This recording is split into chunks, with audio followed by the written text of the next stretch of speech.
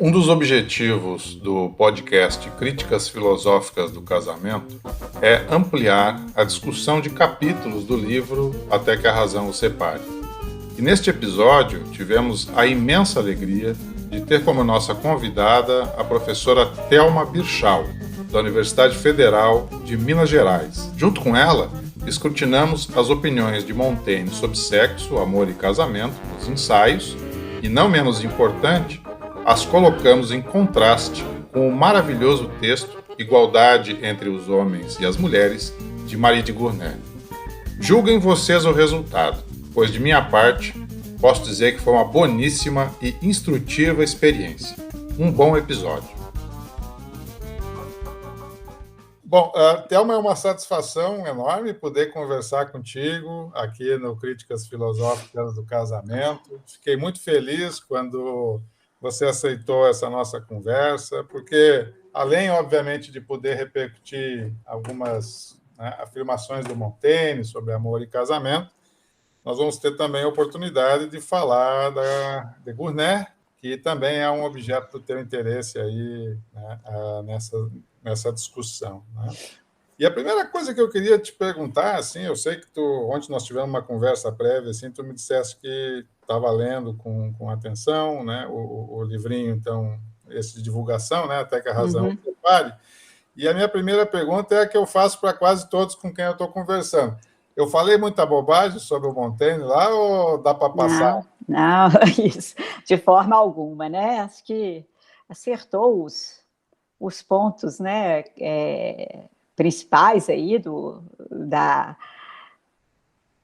interpretação, né, montaigniana, da posição sobre o casamento. E eu queria, assim, também, em geral, te parabenizar, né, por essa iniciativa, porque, primeiro, da importância da gente falar, como diz o professor Couleton na entrevista dele, né, que você fez, falar de temas importantes, né? E o casamento, sem dúvida, é um tema importante, muitas vezes negligenciado mesmo, né, pelos filósofos que estão pensando aí na quinta essência de outras coisas, não é isso? Então, e pelo estilo e a linguagem, que é muito assim agradável de se ler, muito divertida, né? Sem perder, vamos dizer assim, o nível importante de informação que você traz, né? Tem um nível importante de informação histórica, de informação sociológica, além das questões filosóficas, né? Que eu achei, então, um livro muito, muito bom em geral, assim, como isso, né? É possível, vamos dizer, não perder a seriedade, não perder o rigor, né, no tratamento das coisas e não ser chato, né, ao mesmo tempo. Então, meus parabéns, sobretudo sobre essa façanha, que não é muito fácil na nossa comunidade filosófica, não é? Nós não sabemos escrever de uma forma divertida, de uma forma, né? E por isso que eu gosto do Montaigne, porque os ensaios é um livro que a gente ri enquanto lê também, né? Não só pensa e fica pensando, mas tem umas coisas muito boas e divertidas também, né? Então, isso, parabéns. Eu fico muito feliz de ouvir isso, porque é um desafio mesmo complicado do ponto de vista do estilo, fazer essa calibragem, vamos dizer assim, entre uma afirmação que seja acurada, né, que você não vá estar, vamos dizer assim, nem simplificando demais, nem complicando demais um tópico, e mesmo assim tentar tornar que a leitura seja minimamente agradável para quem está fora da comunidade acadêmica. Às vezes não está nem interessado em muita, como é que eu posso dizer assim, em muito linguajar técnico, muita referência, etc. Isso. Mas também corre o risco, às vezes, eu já tive retornos do tipo assim, Eduardo, mas tu afirma tal coisa, onde é que tu tirou isso? Né? Isso. Então, fica essas lacunas que a gente tenta preencher com as conversas, essas que nem nós estamos tendo agora. Isso, né? Mas fica realmente, colocar aquele tanto de pé de página e a referência e tudo, para tudo, quer dizer, para o leitor que, né, a pessoa que está querendo tratar do assunto, fica realmente pesado, né? Mas é bom, às vezes, quer dizer, mas a gente está percebendo que é um livro com muita com muita referência, né, com muita base informativa, né, isso é importante. Assim, no background dele, vamos Sim, dizer, exato. um volume de leitura considerável para poder dizer aquelas Considerável. coisas ali sem, né, sem falar muita asneira, né? Porque o que eu acho mais interessante, assim, né, quando a gente, na nossa cabeça, né, a gente fala casamento, né, assim, nós, né, no século XX, a primeira coisa, a gente sempre pensa nessa relação, né, mais romântica, numa relação que se resume, vamos dizer, a uma opção entre duas pessoas, não é? É muito individual, muito... E essa expansão, né, que é feita para um significado mais... que é isso, né? O casamento meio que foi inventado em algum momento e nem sempre existiu, que para, né? Tenta-se achar, as pessoas acham que já tem assim aquela outra metade da laranja que já está escolhida desde toda a eternidade, né? Correto. E aí ver o casamento como alguma coisa que é um produto social é muito interessante.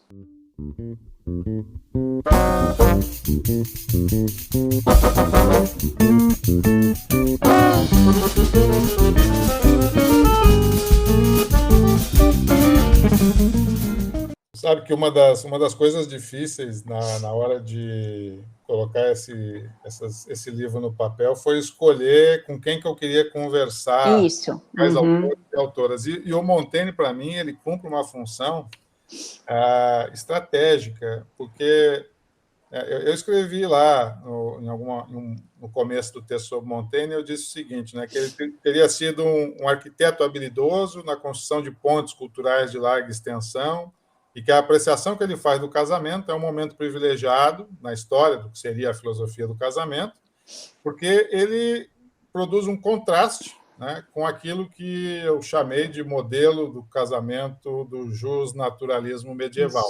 Isso, seria, vamos dizer assim, a junção, né, de basicamente Aristóteles e Santo Tomás, e que gera uma certa ortodoxia sobre o que é o casamento.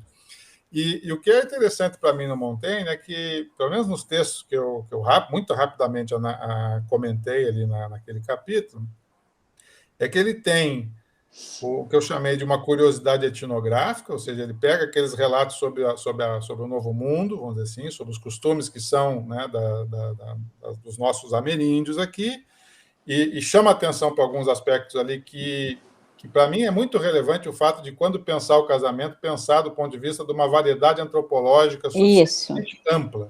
Então, ele tem essa visão, não só para os antigos, vamos dizer assim, né, mas também para os novíssimos, vamos dizer assim, que seriam os povos da América. E, por outro lado, ele recoloca, né, o diálogo com a Roma antiga, via Lucrécio e, em especial, via o Virgílio. Então, é uma coisa interessante, porque é o cara que está olhando para a América e olhando para Roma. Roma, ao mesmo tempo, né? Exatamente, acho isso é muito interessante, porque, pense bem, né? Num momento em que tem católico matando protestante, não é? É o momento da guerra de religiões, etc. O Montaigne consegue, e o que ele faz, me parece, né?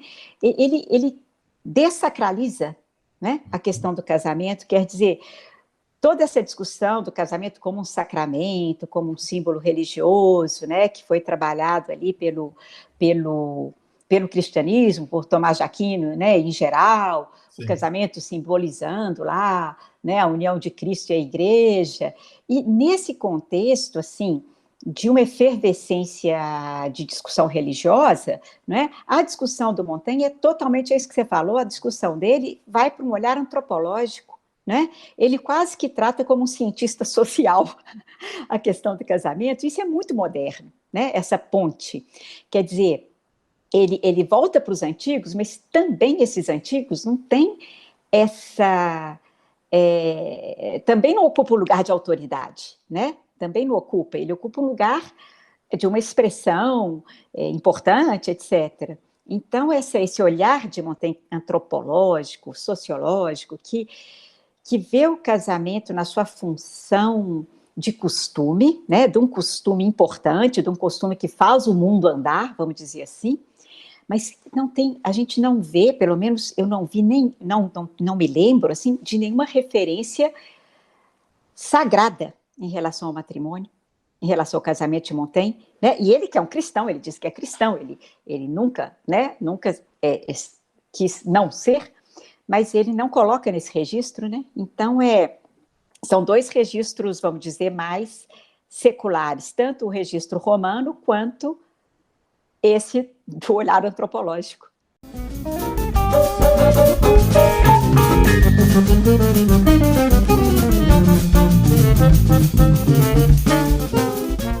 Tem uma conversa, Thelma, que eu tive, essa não foi para o ar ainda, mas ela vai estar na sequência da conversa com Alfredo Culleton. Eu conversei com o professor João Lupe, da Federal de Santa Catarina, e eu conversei sobre o Cântico dos Cânticos com ele. Ah, sim, olha que interessante. Sobre a visão do amor e do casamento no Cântico dos Cânticos. E um dos tópicos da minha conversa com ele foi exatamente como que era difícil espiritualizar essa relação explicitamente erótica, vamos dizer assim, do Cântico dos Cânticos, da menção do corpo da mulher, mas também do corpo do homem, etc. Né?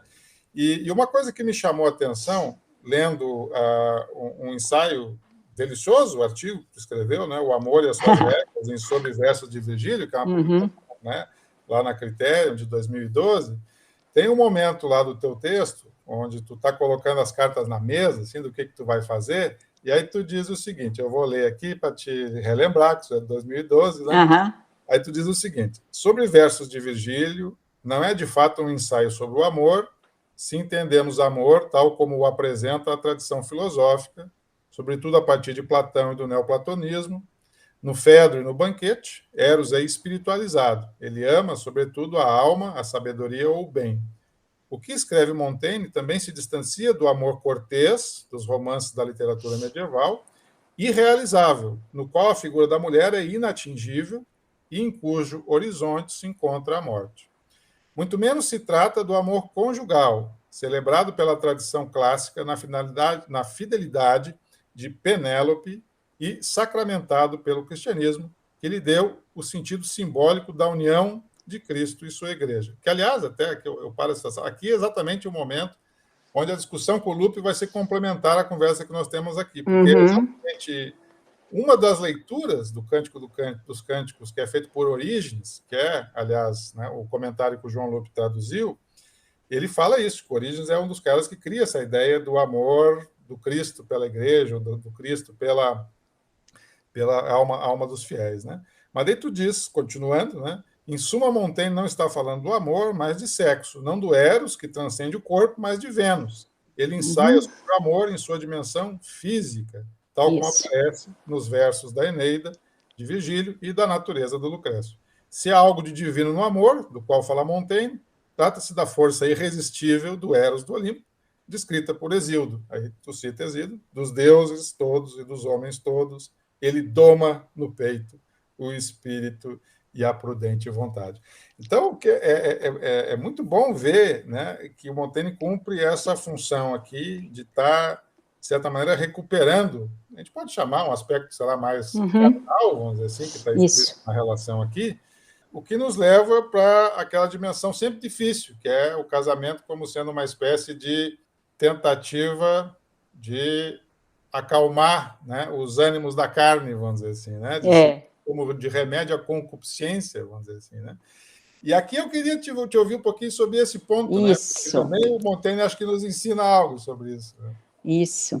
Eu acho que isso foi um ponto importante, né, do seu livro, né?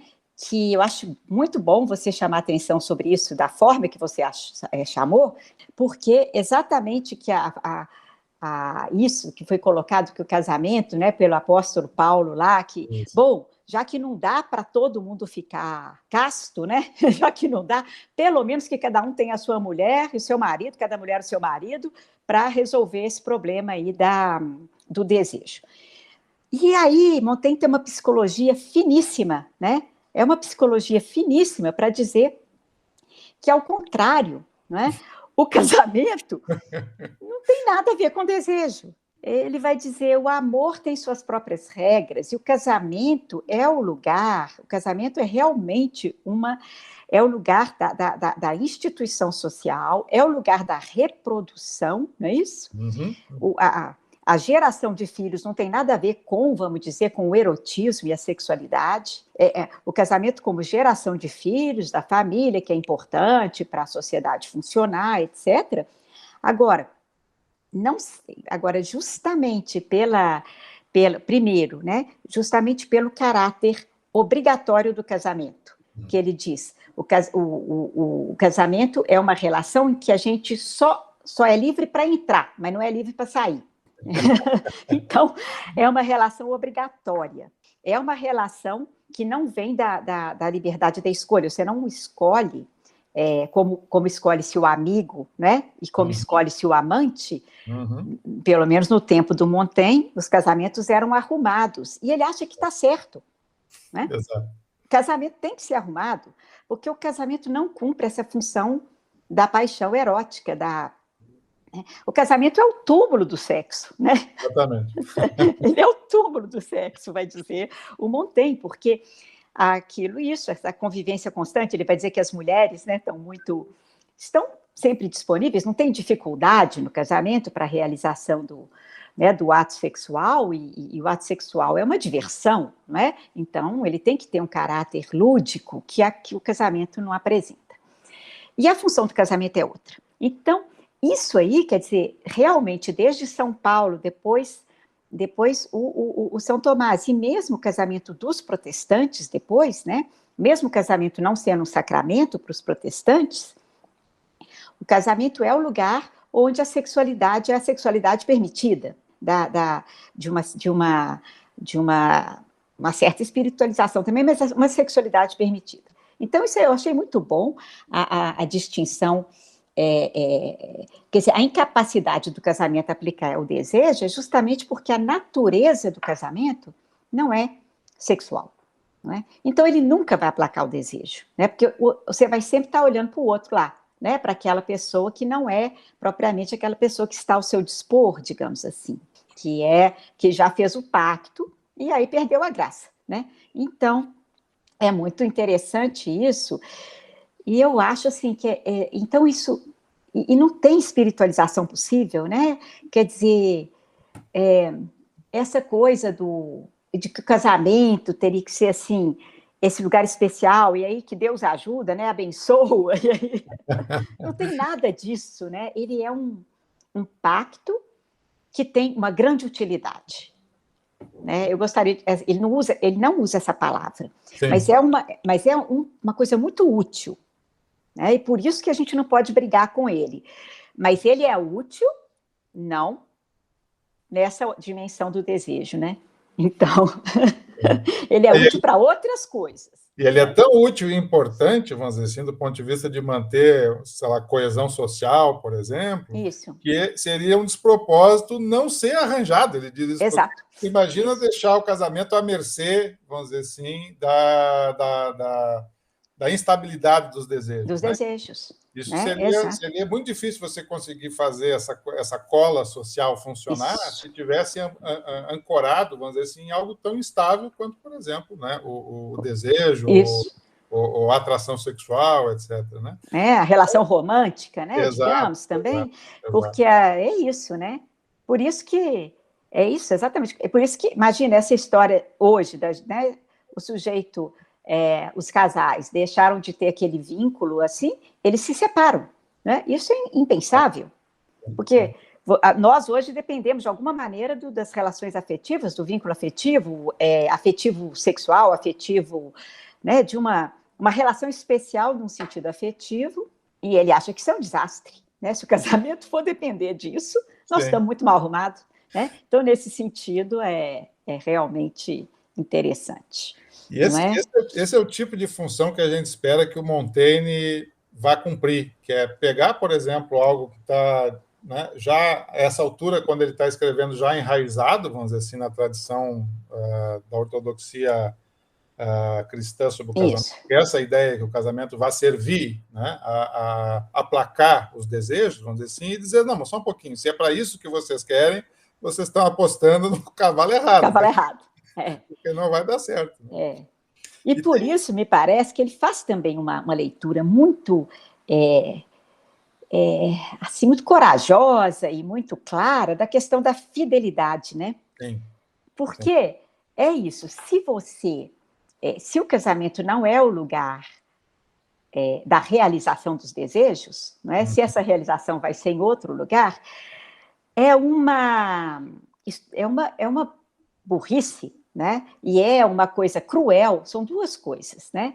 É estúpido, por um lado, porque é burro, né? E é cruel, por outro, essa exigência da fidelidade e da castidade. Ele não faz um elogio, quer dizer, não é propriamente um elogio da devassidão, não é isso. Mas o que ele está dizendo é que nós teríamos que ser muito mais tolerantes com as infidelidades e dos dois lados. Nessa hora, ele põe as mulheres na jogada também.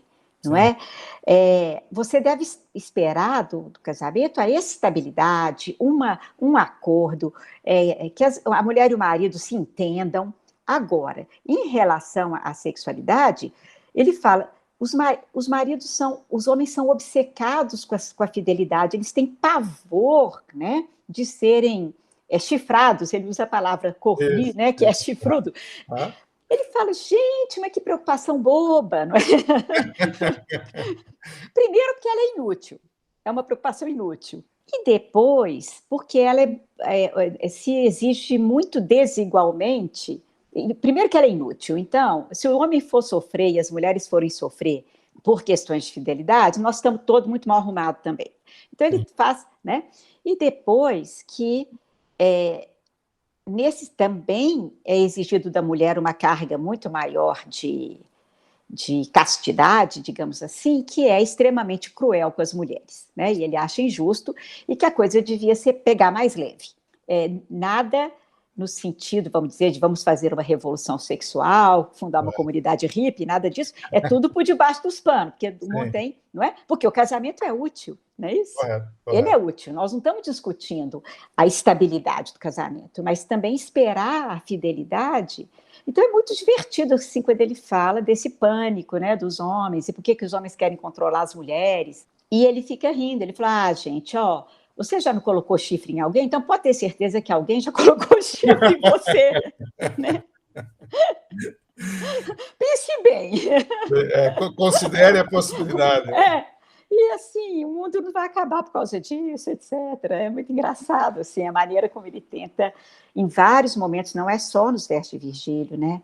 Sim. Ele eu acho muito bonito isso no Montaigne, ele tenta tirar da sexualidade em geral, não apenas no casamento, ele tenta tirar da sexualidade em geral esse peso, né, do pecado que é conferido a ela. Né? Ele quer tratar a sexualidade como alguma coisa que não é virtuosa, não é uma grande virtude, pelo contrário, é um sinal da fraqueza nossa, sim, porque nós temos necessidades, tá certo?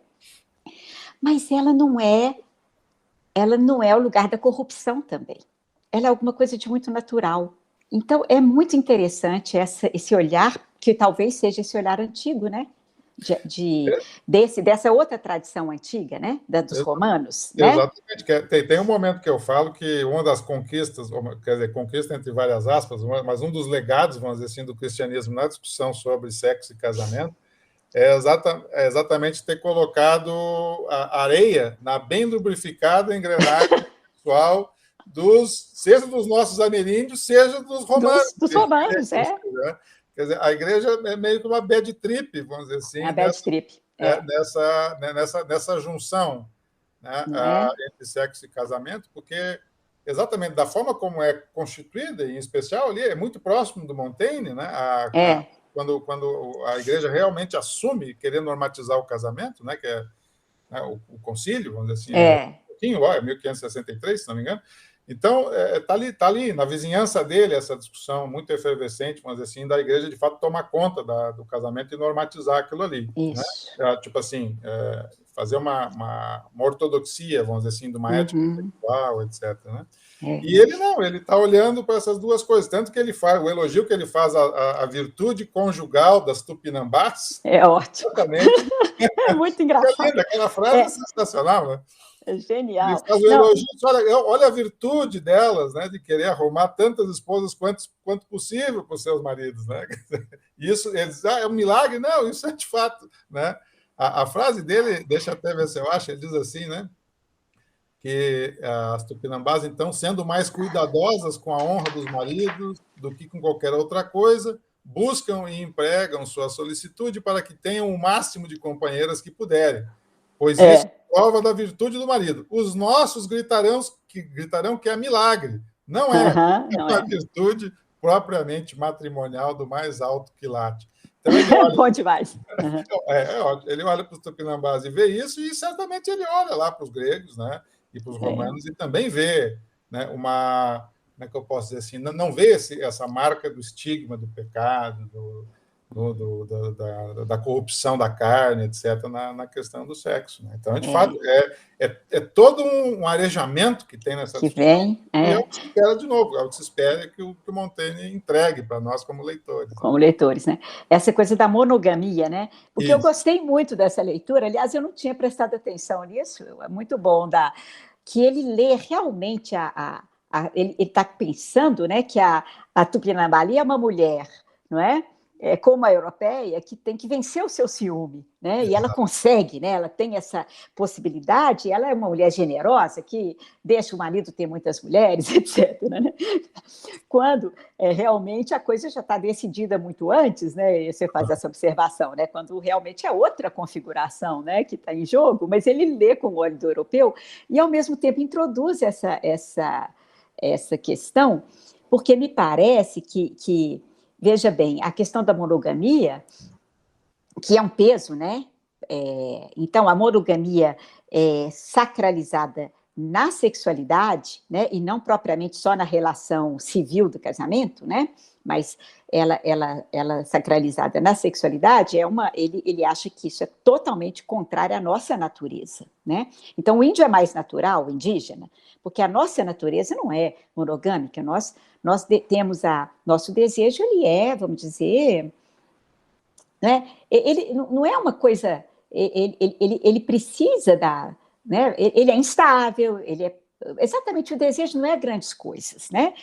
Assim, como um grande elogio, o desejo não é grandes coisas nesse sentido que ele é instável, ele não tem fidelidade, etc., mas também ele é muito poderoso, né? Mas aí eu queria talvez lembrar uma coisa que me fez pensar a partir disso que você escreveu, é, que ele está lendo ali, comparando, né, com as mulheres europeias e lendo com o olho do europeu e morrendo de inveja daquela sociedade ali, né, mais poligâmica. Mas justamente porque esse pensamento cristão, né, que parte do elogio à castidade, né, que aí pode ser isso, né, também, se a gente vai para os antigos, é a vertente platônica, Sim, né, etc. Então, claro que isso só podia dar na monogamia, não é? Quer dizer, a solução mais próxima da castidade é a monogamia, é isso? Né? a É a solução mais possível. próxima, é a mais próxima do ideal, né? Que é mais restritiva, né? E aí nós temos aí essa confusão toda que ele mostra, né?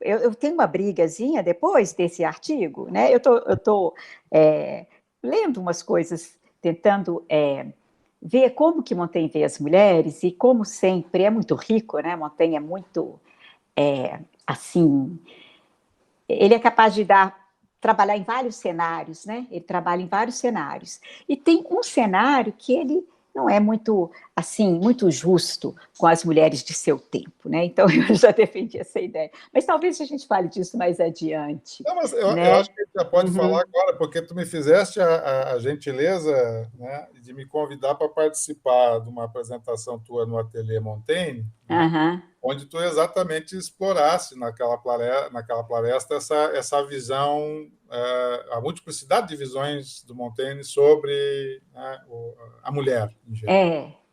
E eu queria te ouvir um pouquinho, assim, nem que seja É, uma versão pocket do que tu disseste lá. tá. Foi eu estou querendo trabalhar mais isso, e mas, assim, a ideia é que isso foi uma conversa com Philippe Dessin, né, que é um grande montaignano, onde ele fala que Montaigne é um pensador do social, ele tem lá um livro, Montaigne é um pensador antropológico e um pensador do social. E isso tem esse culturalismo do Montaigne, muito importante, né, exatamente da ideia que diferentes culturas têm diferentes regras, têm diferentes soluções, não é isso? Então, né, a sociedade indígena, que é muito mais próxima da natureza, onde os vínculos são mais, né, são mais abertos, mais flexíveis, e ao mesmo tempo há um respeito, né, dos indígenas por suas mulheres. Há lugares onde as mulheres não valem nada, ele vai dizer isso, há lugares onde as mulheres não valem nada, que o marido pode julgar a mulher fora, desprezar, e a condição dela é lamentável, ele vai escrever isso também, né? Há lugares... E há a França, né? Onde nós temos esse casamento monogâmico, temos uma espécie de grande importância que se dá à castidade feminina, né? Que é um valor muito grande, e temos também, por outro lado, isso aqui ele vai discutir, a castidade feminina, ele vai, vamos dizer, criticar bastante essa dureza, né, da tradição europeia, e temos o outro lado, que isso não está no meu artigo não, mas sabe, me ocorrendo agora, a virtude, uma ideia de virtude muito associada à repressão sexual. Né? Então, você imagina, ano 1500 e tanto, católico brigando contra protestante, cada um querendo mostrar que é mais santo do que o outro, não é? Então, cada um fazendo regras mais restritivas, querendo mostrar essa virtude religiosa que, de alguma maneira, se associa à virtude sexual. E eu acho que são coisas que o Montaigne, então, briga o tempo todo. Ele briga com isso, né? Primeiro, repressão sexual, regulação do sexo, toda essa baboseira não tem nada a ver com virtude. Aliás, é um perigo, né? Isso a gente sabe, né, gente? É dolorosamente verdadeiro, né? Atual no Brasil hoje, né? Essa busca de uma repressão da sexualidade, ela abre a porta para, ele vai dizer, para vícios terríveis. Exato. Né? Ele vai dizer, o sexo é um vício, beleza, sexo não é nenhuma... é um vício nesse sentido que simplesmente... Não é nenhum exercício de completa autonomia do espírito. Não é, exato, é nesse sentido. Né? É uma relação de dependência, é uma relação onde você fica frágil, tá bem. Então, digamos assim, ele até admite isso, que sexo é um vício, embora seja um prazer. Né? Agora, não, pelo amor de Deus, é um vício pequenininho. Né? É pequeno. Vamos pensar na inveja, vamos pensar na mentira, vamos pensar na crueldade, vamos pensar nas coisas que estão detonando o nosso mundo, né? Na ganância, né? Ele fala muito da ganância, né? Os católicos que estão tomando os bens dos protestantes, porque o protestante não pode ter bem, aí o sujeito toma, deixa o outro na miséria, né? Rouba, a ganância, estupra as mulheres protestantes porque elas são protestantes, e por aí vai. Né? Então, ele diante dessas críticas, assim, a gente poderia esperar, e a castidade feminina também, que ele acha que é uma coisa completamente equivocada, exigir das mulheres a ignorância em relação ao sexo, ou então que elas finjam que não desejam, ou então que elas controlem o seu desejo, tudo isso é uma bobagem. Então, a gente devia, talvez, esperar de Montaigne uma visão mais liberal, assim, mais positiva em relação às mulheres. Mas ele tem, assim, o que eu achei nesse artigo que eu escrevi, e, assim, são que tem esse lado, né, que é um lado antropológico, onde, em princípio, é possível para a mulher ser qualquer coisa. Então, a mulher pode ser uma guerreira, né? Pode ser uma amazona, uma mulher pode fazer tudo que um homem faz, a mulher pode suportar dores imensas, ela pode ser muito corajosa. Há exemplos de mulheres que mostram grande coragem na guerra ou ao acompanhar seus maridos em algumas situações. Então, ele deixa em aberto, e mesmo a sexualidade pode se expressar de muitas maneiras.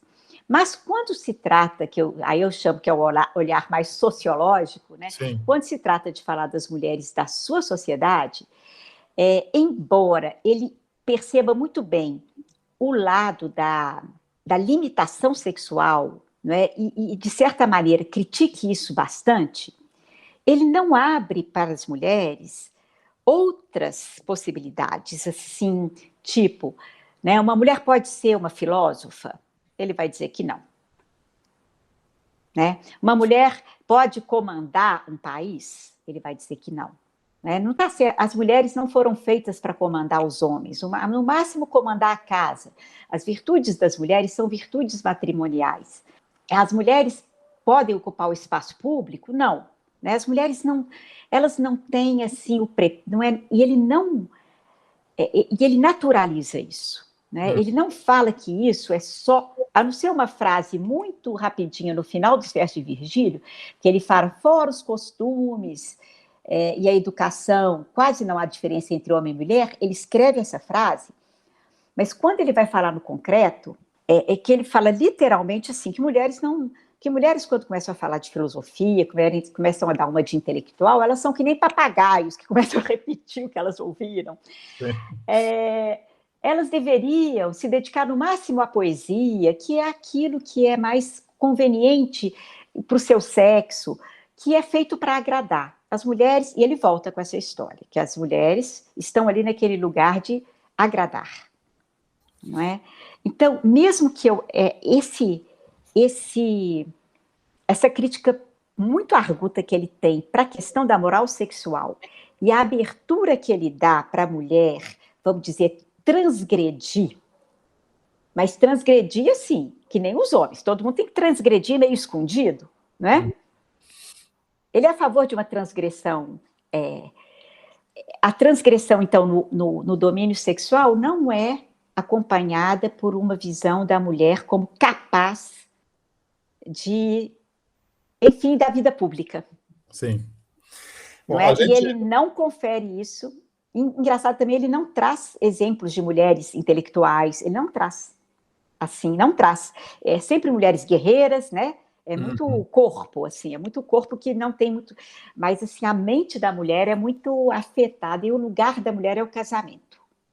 Né? A mulher é feita para o casamento, isso aí é muito claro. Né? Agora, o casamento tem que ser melhorzinho, né? Ele chega a esse ponto, a gente não pode tratar tão mal as mulheres assim, né? O casamento tem que se melhorar.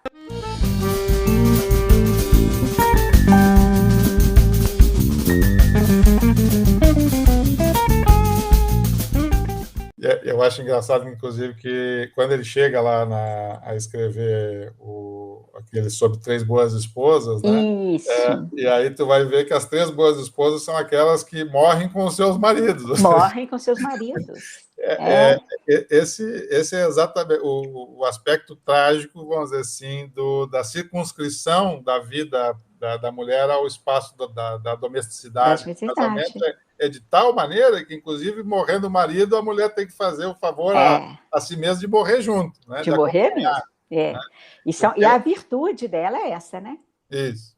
Mas a gente não pode deixar o Montaigne falar essas coisas impunemente, né? Não. E aí eu queria dar um salto, né? Cronológico um pouquinho, mas não tão fora da esfera biográfica, que é falar, né, da compreensão que tu tem desse texto gigantesco, que é a igualdade entre homens e mulheres, né, da dita filha adotiva do Montaigne. Do Montaigne. Né? Será que ela conseguiu dar a contraprova para tudo isso que o Montaigne afirmou aí que as mulheres não poderiam fazer? Boa, muito bom. Então, a Marie de Gournay, então, é também um interesse mais recente meu, assim, tem a Cinelli, né, que você chegou a conversar com ela, que está fazendo a tese, com isso também eu estou correndo atrás. Então, acho que na teoria e na prática, né, a Gournay conseguiu desmentir o Montaigne. Né? Primeiro, que ela foi... então, né, vamos só esclarecer para o ouvinte aí, que não tem obrigação de saber quem é a Marie de Gournay, não é? A Marie de Gournay, então, foi uma moça, ela conheceu Montaigne quando ela tinha por volta de 20 anos, ela leu os ensaios, ela já era uma mulher, uma moça muito, né, interessada nas letras, então ela tinha já investido grande parte da sua vida para aprender grego, aprender latim como autodidata, né, porque ela não recebeu uma educação, né, poucas, e ela era nobre, mas no século XVI, não era esperado exatamente que uma mulher recebesse uma educação para as letras. Ela estudou nos livros dos irmãos dela. Os irmãos dela tinham recebido essa educação e ela foi estudando junto ali nos livros dos irmãos dela, porque a mulher deveria ser rudimentarmente culta e ser preparada para a vida doméstica, né? Então, mas ela consegue aprender, então, sozinha, né, o grego, o latim, que era a língua culta, né, da época, o latim, e ela entra em contato com os ensaios de Montaigne, que foram escritos em francês, né, e ela fica muito impressionada quando ela lê a primeira edição de 1580, ela tem 20 anos nessa época. E fica muito impressionada e quer entrar em contato com Montaigne, conhece pessoalmente Montaigne quando ele vai para Paris, eles se encontram e ela fica assim, ela fica muito impressionada e começa a conviver com ele. Ele vai passar uma temporada nas terras, no castelo, né, de Gournay, onde a família dela mora. E isso criou uma grande amizade entre eles. Ela é considerada, ela se denomina a sua filha adotiva, né, filha da aliança. Uhum. E quando Montaigne morre, em 1592, a esposa do Montaigne manda para Gournay os escritos que o Montaigne deixou, né, as modificações dos ensaios, as últimas modificações, e incumbe a Marie de Gournay que assume essa tarefa de ser a editora da edição póstuma dos ensaios, né? Então, é uma grande tarefa para ela e é a entrada dela mesmo no mundo das letras. O fato dela ter sido, então, reconhecida, né, como a testamentária, vamos dizer, dos escritos de Montaigne, é tudo também que ela queria, né? Além da grande dedicação e admiração que ela tem por Montaigne, é a possibilidade muito difícil para uma mulher entrar no mundo das letras. Então, a partir disso, ela também começa a conseguir publicar seus próprios escritos, né? Mas ela é conhecida como a editora dos ensaios.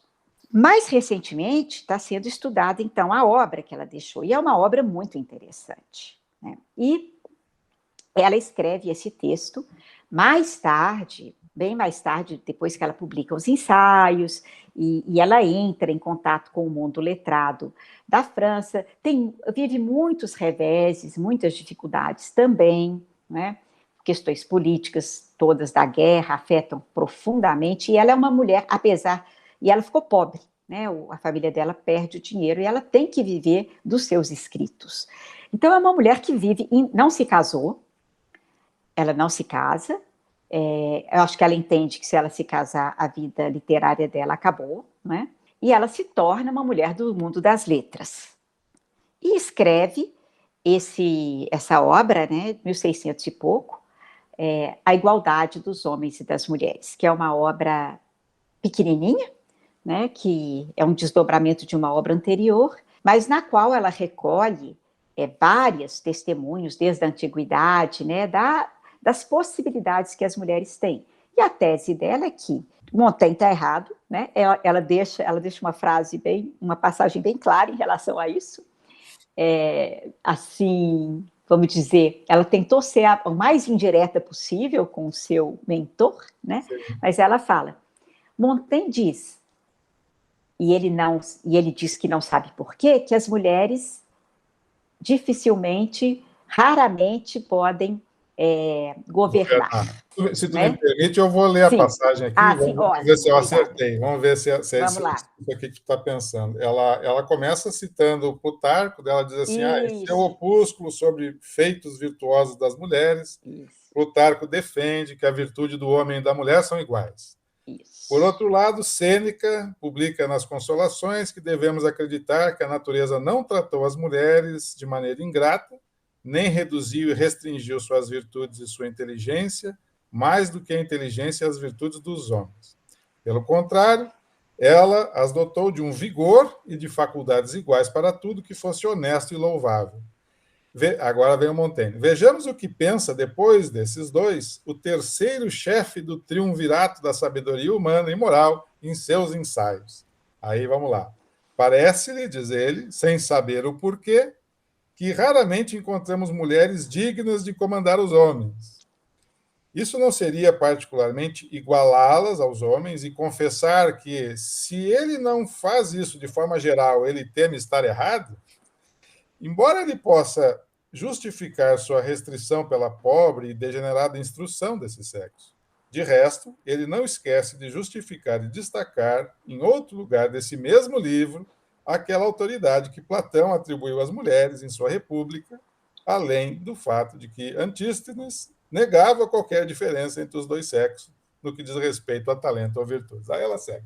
Mas então ela deixa a bola picando aqui para o gol contra o Montaigne, né?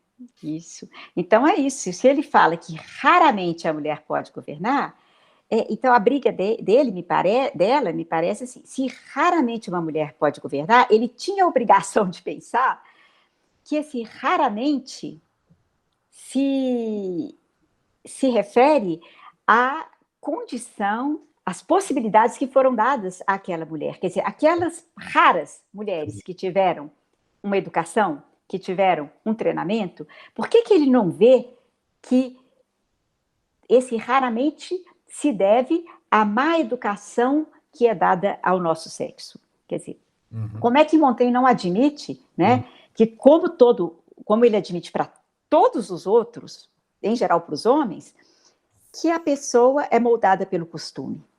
E por que ele trata as mulheres em geral? Exato. Aí, né, ela está reclamando que ele vê as mulheres em bloco e fala assim: mulher não pode governar. Mas se ele olhar raramente, né? Porque nesse caso em particular ele não está atento às peculiaridades do costume, da época da instrução, etc. Né? Então e aí é um grande libelo, é uma grande defesa da educação das mulheres, né? As mulheres, se elas forem educadas, elas vão poder governar, elas vão poder participar dos cargos públicos, não é? Porque a briga dela é que, e vai ser a mesma briga depois de séculos da Olympe de Gouges, hein? Já na Revolução Francesa, não é? Que a mulher é condenada ao casamento, porque se ela não tem acesso aos cargos públicos, se ela não tem acesso aos empregos, né? Se ela não tem acesso às atividades públicas, ela fica dependendo, ou se casa ou vai para o convento, não tem outra opção para as mulheres, né?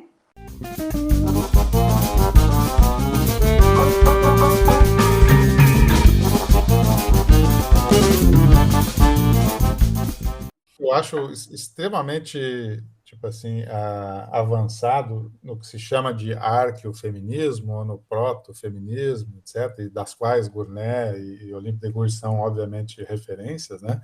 Essa exigência de que o que se exige, vamos dizer assim, do corpo social é que faculte a possibilidade de educação para as mulheres, né? Isso. E que tanto o arqueofeminismo como o proto-feminismo, a demanda é por educação. Por educação. Por educação. As mulheres poderiam pedir N coisas, mas o que esse conjunto de pensadoras está pedindo é educação, o que eu acho fabuloso, porque, né, é a percepção, vamos dizer assim, do que muda o jogo. Exato, né? É muito interessante, né? Pode mudar o jogo, né? É isso. E lá, quer dizer, elas estão lá no início pedindo para aprender a ler, a escrever, a ir para a faculdade, ir para as escolas, né? A ter os ofícios, poder ter ofícios, né? Porque isso são as mulheres nobres, né? Porque as mulheres pobres, elas elas trabalham, né? São as camponesas, mas isso também não as tira de uma situação de dependência, né?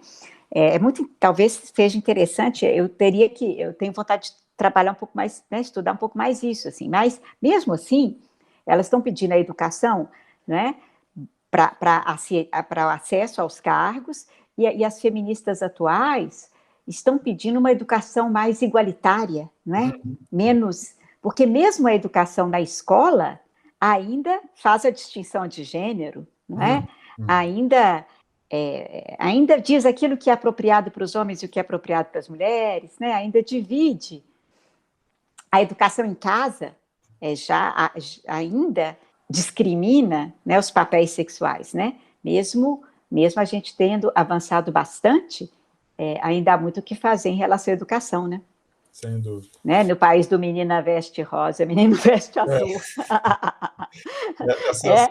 Essa semana eu gravei uma aula sobre o fenômeno do homeschooling no Brasil. Assim, E é engraçado que o homeschooling no Brasil vem exatamente com essa roupagem de querer oferecer liberdade, quando, na verdade, o que ele entrega é uma educação sob total controle da família. E qualquer um que minimamente seja informado sobre pedagogia sabe que o legal, o importante dos ambientes educacionais é exatamente estar fora, ou às vezes até em contraste com a família. Isso. E o que se espera, vamos dizer assim, de uma família que tem um comportamento abusivo em relação, por exemplo, aos seus filhos, né? De não reproduzir isso ou de não colocar as crianças à mercê desse tipo de risco, vamos dizer assim, no ambiente domiciliar. É como se a família fosse um grande escudo contra toda a vileza do mundo, quando que, na verdade, a gente sabe que não é assim, né? Infelizmente, não é assim.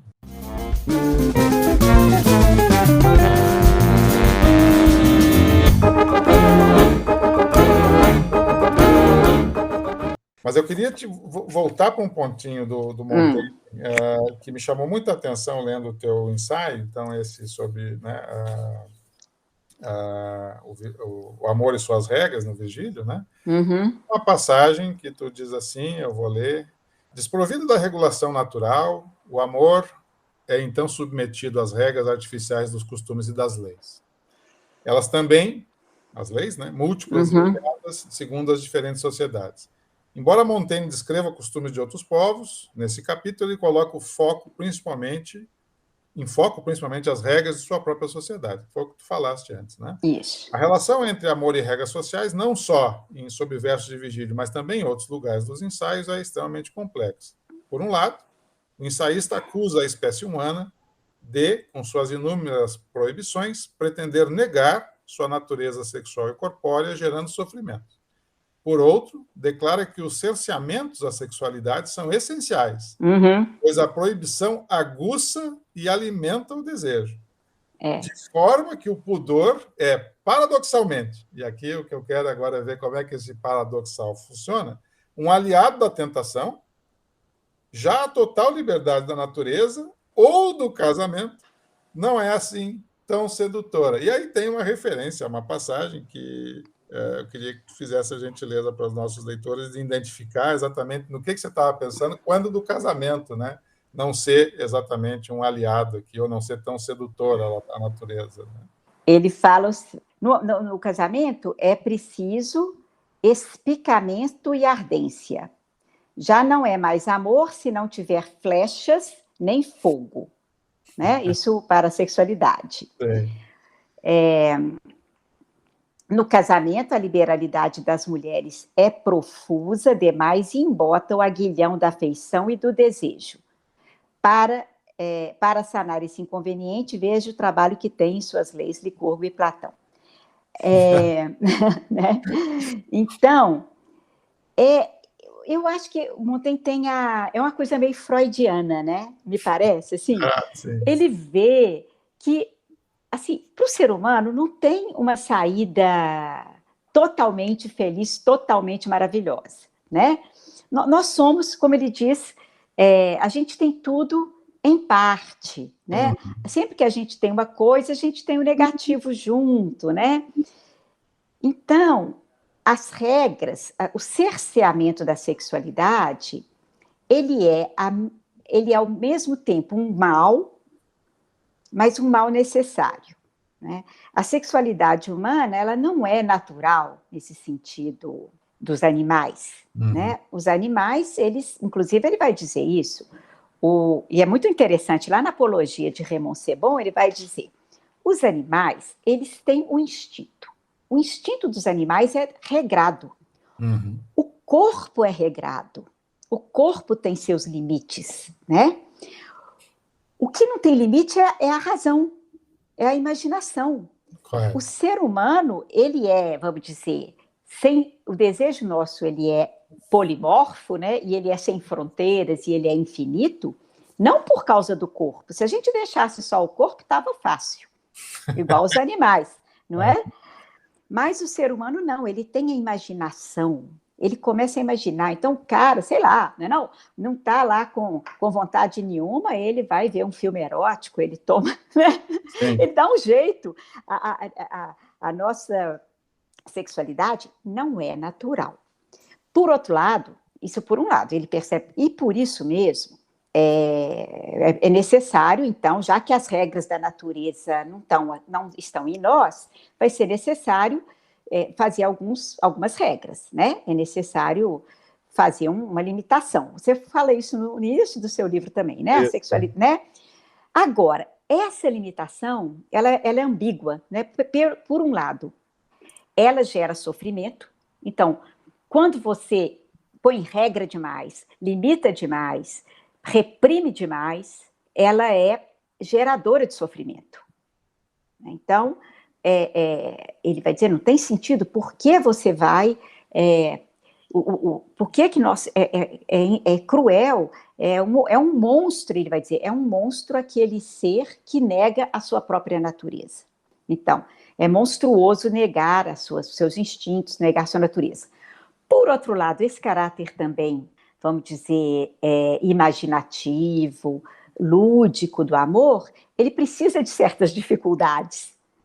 Tem que ser difícil. Ele vê um pouco acho que é também muito masculina essa, né? Tem uma visão muito masculina, assim, tem que ter uma conquista, né? O homem tem que conquistar a mulher tem que pôr uma defesa, a mulher tem que pôr uma dificuldade, mesmo que essa dificuldade seja, ela esteja criando, ela também está querendo, né? A mulher também está querendo, mas ela tem que fingir que não quer, né? Ela tem que se fingir de difícil para atiçar o desejo do homem. Assim, o desejo, ele precisa o desejo, né, no que ele tem de imaginário, no que ele tem de poético, de tudo, ele precisa de ter uma dificuldade. Por isso que as novas conquistas são sempre mais fogosas, né, ou mais interessantes do que o casamento, por exemplo.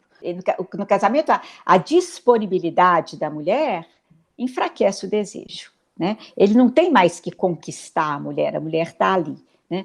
Então, eu acho que tem, como eu escrevi, assim, eu acho que esse texto do verso de Virgílio, ele fala muito das mulheres, mas ele é muito um texto sobre os homens, assim, como, né? Porque Montaigne é um homem escrevendo como homem, ele diz que ele está pintando o autorretrato dele, né?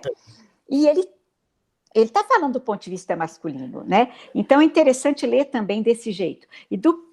Mas também, talvez, né, do ponto de vista da mulher, talvez tenha que ler isso de novo, né?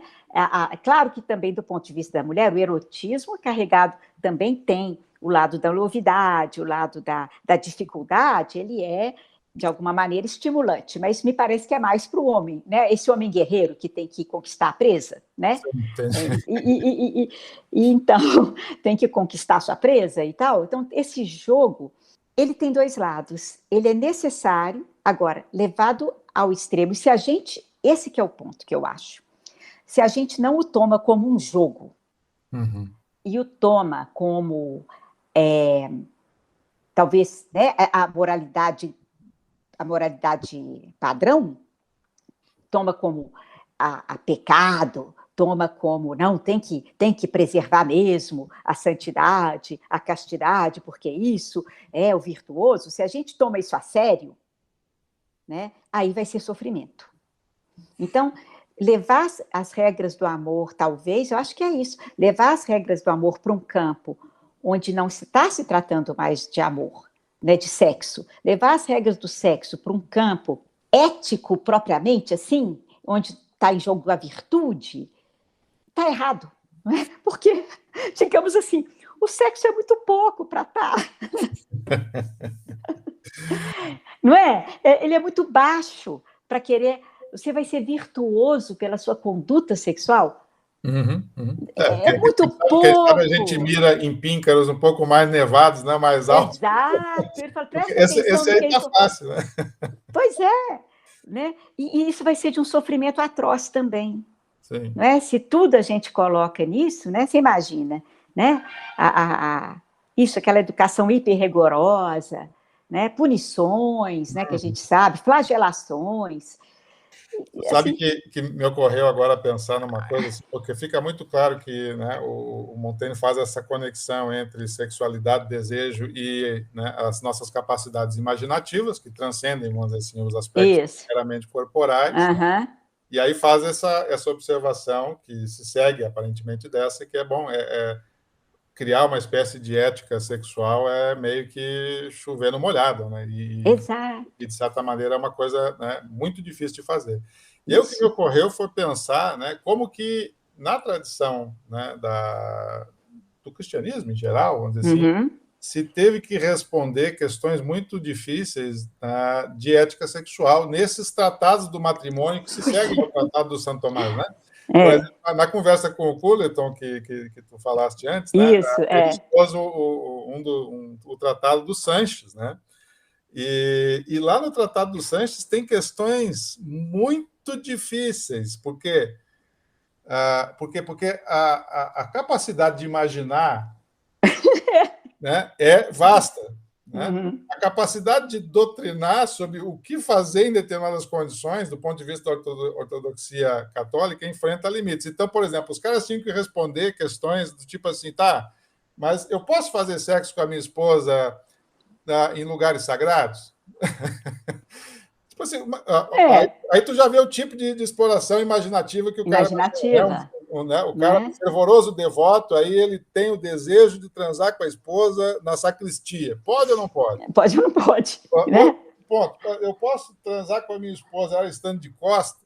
Isso são tipos Aham. de questão que aparecem nos. Que aparece, Mas por né? quê? Porque exatamente mostra assim, como é difícil regular esse negócio. Como que é difícil, E né? você precisa criar uma casuística dos casos onde pode ou não pode. Pode ou não pode, É né? uma missão, assim, né, é uma missão É, impossível, é contar ele o deserto, assim, você quer exato.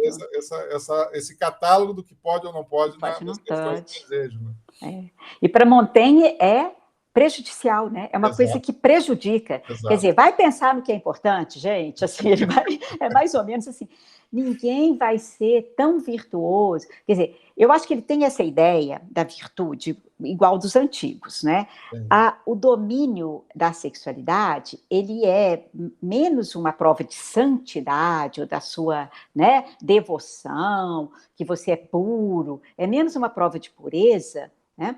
Mas é como, talvez, no estoicismo, uma prova de força, né? Você consegue, é só nesse sentido, é uma força que você tem de domínio. Mas isso não diz nada em respeito à sua pureza, à sua... não é isso, né? Diz respeito a essa força. Então, ele até admira aquelas pessoas que conseguem controlar os seus desejos. Ele diz que ele não consegue, né? Que eu não estou nesse time e tal. E que essa regulação, né? Colocar tanta importância nesse tópico, importância isso, né? Justamente ética, moral, assim, como se isso fosse um definidor do seu caráter. Uhum. É isso que ele não concorda, né? Isso não define o caráter de uma pessoa. Propriamente, a conduta sexual, se ela não é desrespeitosa, porque é muito bonito também no final, no texto, eu indiquei alguma coisa nesse sentido, sobre a moral sexual que vale, né? E que justamente, aí sim, onde você vê o caráter de um homem, né? Que ele está falando dos homens, ele fala, os homens do meu tempo ficam comentando as suas conquistas, eles comentam, né?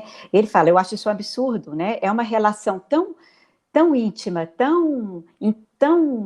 é uma relação tão de duas pessoas, né, que ninguém deve comentar as suas, contar vantagem, né? Contar vantagem. Sim, então, sim. ele fala que ele acha errado, né, comentar as suas conquistas, que ele acha que ele jamais possuiria um corpo sem o desejo do outro, né? Então, quer dizer, você possuir uma mulher sem o acordo dela e sem o desejo dela é horrível, né? É uma coisa contra as regras do amor, né? Ele fala, e aí ele fala assim, eu tô tão velho, né? E aí eu não consigo pensar assim, eu acho que eu com um corpo jovem, com uma mulher jovem, é uma espécie quase que de profanação. Correto. Né? Entende? Ele tem assim um respeito pela mulher, quando ele entra em contato, isso que eu acho muito bonito, quando ele está falando em primeira pessoa de como ele vive as suas conquistas amorosas, não é? É sempre com muito respeito, assim, com muita reciprocidade, sabe? Sim. É coisa um pouco também, vamos dizer, digamos, para um nobre, não é? Do século XVI, você imagina que os homens eram todos poderosos lá, não é? Assim, imagina, não é? Um nobre poderia, né, transar com as suas camponesas, poderia, enfim, e ele está realmente colocando as suas regras, entende? Quais são? Aí entra na esfera da ética, que aí é a esfera mesmo do caráter. Exato. Né? Sobre essa questão das idades, até, ele tem naquele sobre a afeição dos pais pelos filhos, isso. Né?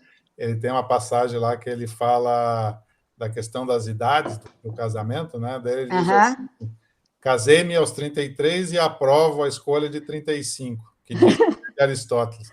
Platão não quer que nos casemos antes dos 30, mas tem razão de zombar dos que se dedicam às artes do casamento depois de 55. Ou seja, né? Tem coisas que depois de uma certa idade talvez não seja prudente. Não é prudente ou apropriado, né? Mas eu vejo essa preocupação dele com a reciprocidade, né? Isso é muito interessante. Então, acho que ele é muito, nesse sentido, assim, ele erra com as mulheres umas coisas, mas acerta em muitas outras, né? Que é uma discussão, que é a discussão do limite do consenso, né? Em termos limite do consenso, tem que ter consenso. Relação sexual, né? Tem que ter consenso. E ele fala isso quando é um pouco isso. Quando eu quero conquistar alguém, eu quero conquistar a alma. Assim, não é um amor, é um amor erótico do desejo, né? No sentido que ele está querendo. Eu estou querendo o desejo do outro, não é o corpo, né, da mulher. Eu estou querendo o desejo dela, né? Isso que é a conquista. A conquista é a conquista do desejo, não a submissão, né? Então, assim, é muito interessante o ele como, vamos dizer, amante, né? E aí, tem um negócio muito divertido, você viu isso, né? Que ele reclama que ele tem um pinto pequeno, né? Pênis pequeno. Isso é muito bom, gente. Eu acho que um homem que faz isso ganhou tudo. Ele já resolveu um problema enorme, né? Gente, o sujeito fala assim, olha, a natureza não foi. As mulheres têm razão se elas reclamam de mim. Porque a natureza não me favoreceu. Muito bom, não é? E aí ele põe uma frase em latim. Claro. Né?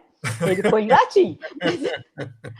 Assim, eu acho que... Entregar, mas não troco, né? Vou botar em latim. Né? Ele põe de um jeito assim, fala, as matronas podem rir daqui, até as matronas se riem e tal. Então, essa coisa da confissão da fragilidade, né? E muito interessante até como homem, né? A pessoa... esse lado muito simpático do Montaigne, né? Sim. É muito simpático, assim... Né? Ele deve ter arranjado. Não tem. Ele deve ter tido muitas namoradas mesmo, porque ele gostava das mulheres de verdade. Assim, apesar dele achar que a gente é meio burrinha. E a Marie de Gournay o conquistou, né? Assim, ela realmente, ele se tornou próximo, né? É difícil a gente recompor porque parece que alguma parte da correspondência dele se perdeu, porque tem um grande período que a gente não sabe como que aconteceram as coisas. Eu acho que é bastante possível, né, a hipótese de uma relação amorosa entre os dois, mas,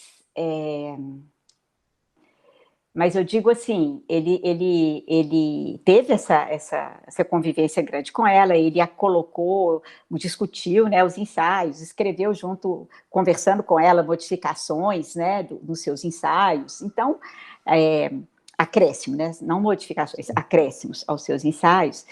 E, enfim, então a gente acha ele simpático mesmo, não tem jeito.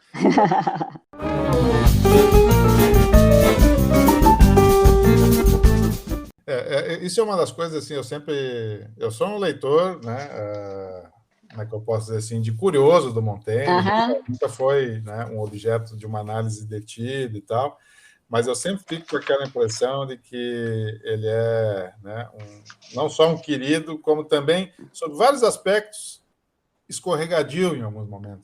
Né? É muito difícil tu colocar o Montaigne contra a parede e dizer, bom, agora então quer dizer que é essa a tua posição? Né? Até tem esse aspecto, eu acho que faz parte dos modos argumentativos próprios do ceticismo, né? Que é entender essa questão da diafonia, entender a questão, né, de como que são várias as coisas que se dizem sobre tudo. Né? Perspectivas, né, que você tem. Perspectivas diferentes que estão sempre em jogo, vamos dizer assim, que você não pode estar, né, assumindo de antemão uma posição sem considerar a posição que diz o contrário. Então, é muito difícil você ter, né, uma situação assim, bom, agora, ok, então peguei ele no pulo aqui, está aqui uma situação que nós podemos, né, criticá-lo e tal.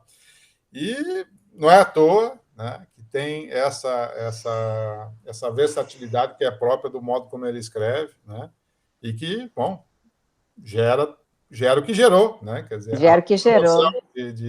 De ensaio, né? Isso. Esse negócio meio híbrido, que a gente não sabe bem como que coloca isso do ponto de vista da sua classificação, em especial quando a gente vai pensar do tipo de prosa que se espera da filosofia. Isso. Né? Aí você vai bom, mas o que está sendo feito aqui exatamente? Né? Exato. Onde é que está o argumento? Né? Onde é que está a defesa de uma posição ou de uma tese? Ou seja, tudo é mais movediço, vamos dizer assim. Né? Eu concordo. É muito assim, é muito polissêmico, né? É um texto polissêmico, né? Então, ele apresenta muitas dificuldades de interpretação, mas eu penso também que é um texto polissêmico.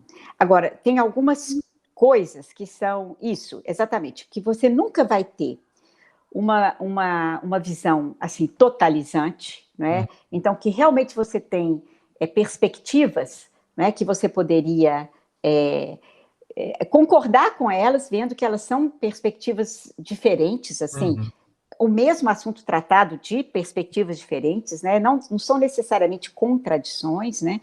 E ele escreve essa frase bonita, né? Que se eu tivesse tinta e papel suficiente, eu ia escrever até o fim do mundo. E foi o que ele fez, né? Sim. Ele sempre tem outra... até morrer, ele estava fazendo adições, quer dizer, completando, vendo a coisa de um outro ângulo, né? Os ensaios são um texto que foram escritos em muitas camadas, né? Que são camadas da própria vida.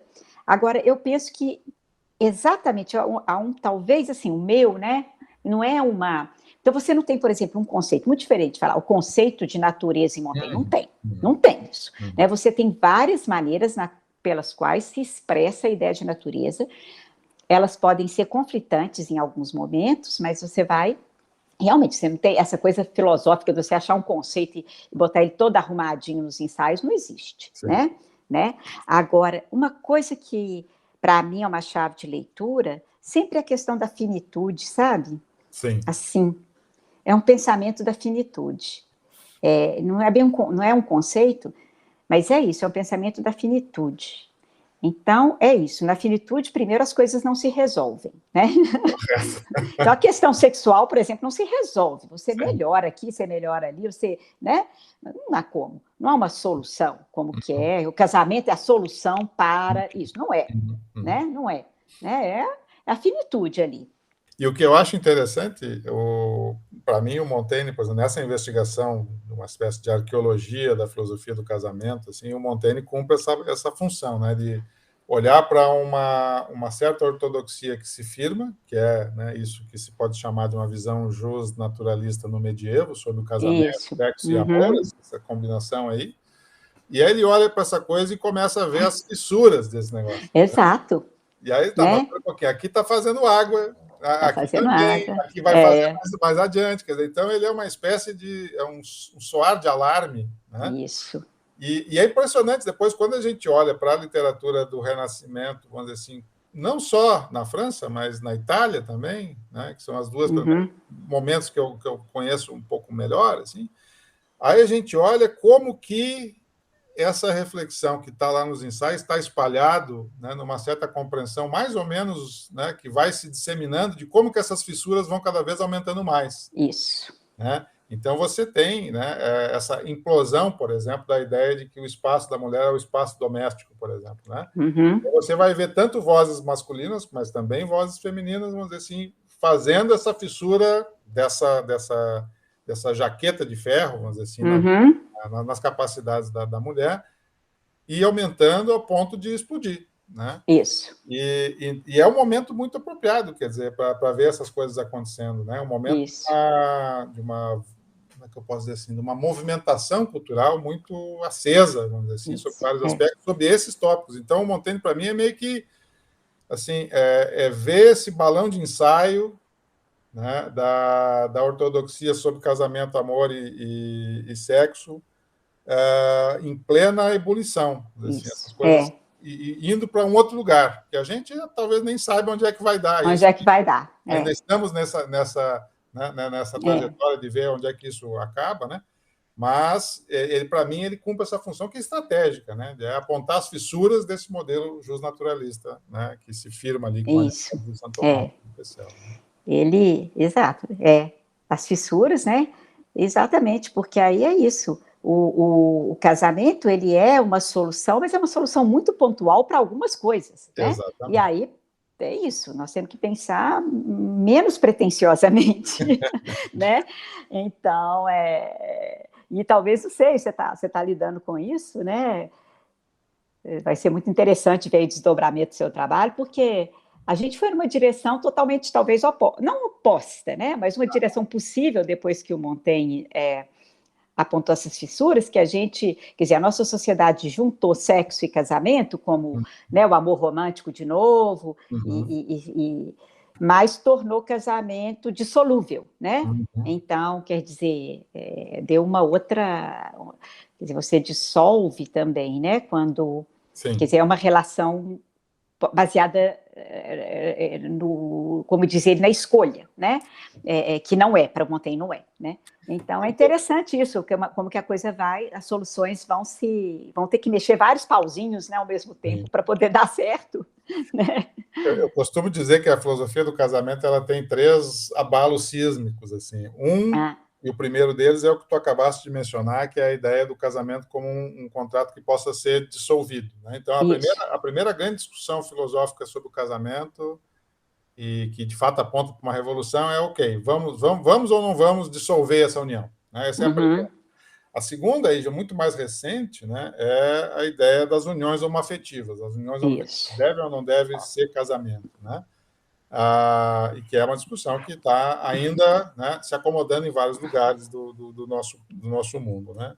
E, por último, tem a mais nova revolução na filosofia do casamento, que é a ideia de como que você compatibiliza técnicas de reprodução assistida com as novas configurações de família e, portanto, novas configurações de casamento. Né?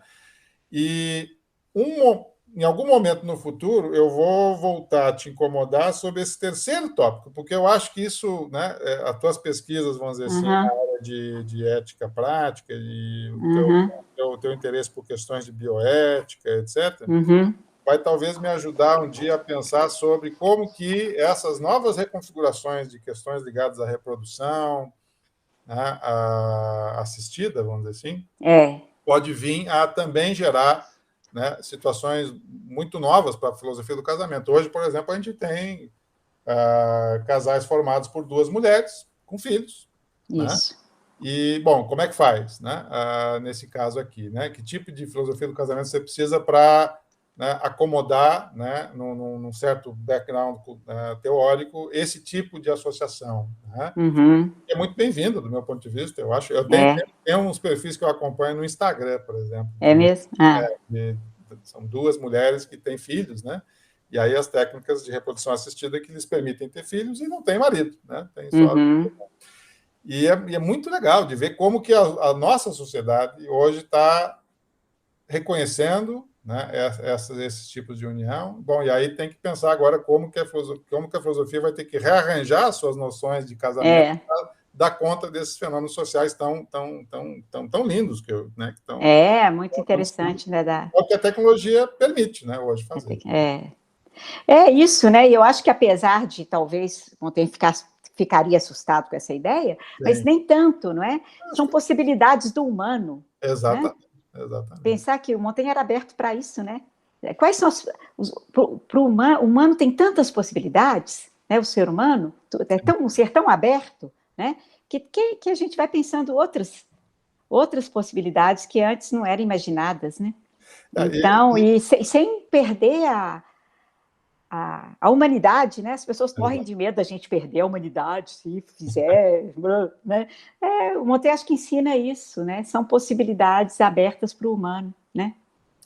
Olha, Thelma, eu quero aproveitar para terminar a nossa conversa exatamente com essa tua última compreensão do Montaigne, o cara que explicitamente está sempre nos alertando sobre quão elásticos são, né, quão elásticas são essas possibilidades para o humano, né? Porque exatamente é isso, quer dizer, as configurações que as nossas sociedades adotam para cooperar e resolver problemas recorrentes, por exemplo, quem cuida dos filhos, como cuida da economia doméstica, como transmite propriedade, que está tudo ligado à ideia do casamento, tem que estar sempre atenta a esse horizonte de possibilidades, né? Ou seja, de não recair em nenhum tipo de essencialismo no como definir família, como definir casamento, para não deixar de fora possibilidades que são, inclusive, emancipatórias sobre vários aspectos para o nosso Exato. Né? Ótimo. Então, te agradeço Tá bem. muito, Thelma, muito obrigado. Eu achei um grande prazer, né? Agradeço a oportunidade também, parabéns pelo seu livro, tomara que vou divulgar, estou achando muito interessante.